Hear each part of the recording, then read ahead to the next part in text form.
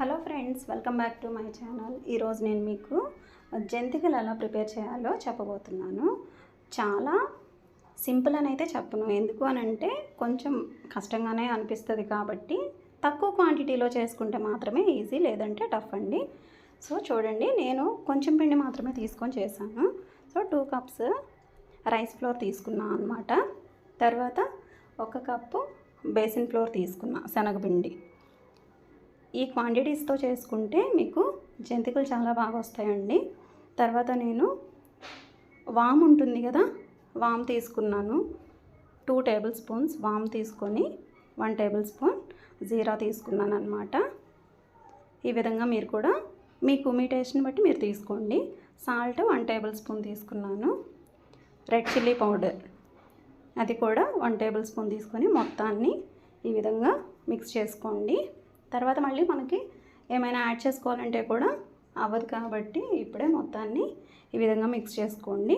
First పిండిలో మొత్తం ఈ విధంగా కలిపేసుకున్న తర్వాత కొద్దిగా వాటర్ని యాడ్ చేసుకుంటూ పిండి మొత్తాన్ని ఈ విధంగా కలిపేసుకోవాలి. మరీ గట్టిగా ఉండకూడదు, అలానే మరీ సాఫ్ట్గా కూడా ఉండకూడదు, మీడియంగా కలపాలి. తర్వాత 3 టేబుల్ స్పూన్స్ ఆయిల్ని ఫైనల్గా మనం ఈ విధంగా యాడ్ చేసుకొని మొత్తాన్ని ఒకసారి కలిపి మూత పెట్టేసి ఒక 15 to 20 మినిట్స్ పక్కకు పెట్టేసేయండి. ఇప్పుడు అందరూ కూడా ఇలా గన్ షేప్లో ఉన్నటువంటి జంతికల గొట్టాన్ని యూస్ చేస్తున్నారు కదా, సో నేను కూడా ఇది తీసుకున్నాను. ఈ షేప్లో ఉన్నదాన్ని తీసుకున్నాను, అంటే దీనికి మీడియం హోల్స్ ఉన్నాయి కాబట్టి దాన్ని ప్రిఫర్ చేశాను నేను. ఈ విధంగా తీసేసుకున్న తర్వాత పిండిని మూత తీసి చూడండి. సో నాకు పర్ఫెక్ట్గా సెట్ అయిందనమాట.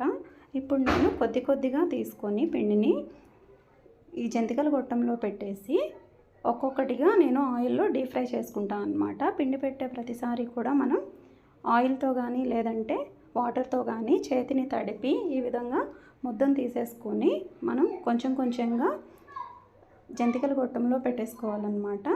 తర్వాత మీకు చూపిస్తున్నాను కదా, సేమ్ ఇదే విధంగా మీరు కూడా పెట్టేసుకోవచ్చు.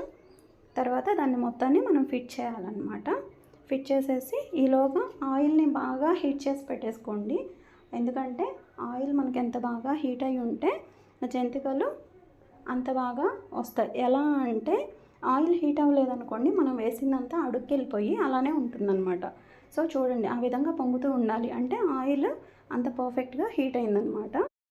మనం జంతికల్ని ఆయిల్లో వేయగానే అవి కొంచెం పైకి తేలి ఉంటాయండి. ఆ విధంగా ఉంటే ఆయిల్ పర్ఫెక్ట్గా హీట్ అయినట్లు. తర్వాత 2 సైడ్స్ మనం దాన్ని ఫ్లిప్ చేసుకుంటూ గోల్డెన్ కలర్లోకి వచ్చేంత వరకు మనం డీప్ ఫ్రై చేసుకోవాలన్నమాట. ఫైనల్గా నాకు ఇలా వచ్చింది. ఇవి తక్కువ క్వాంటిటీలో చేసుకుంటే చాలా త్వరగా అయిపోతాయండి. ఎక్కువ క్వాంటిటీ అయితే కాస్త టైం పడుతుంది. ఈ వీడియో మీకు నచ్చినట్లయితే ప్లీజ్ సబ్స్క్రైబ్.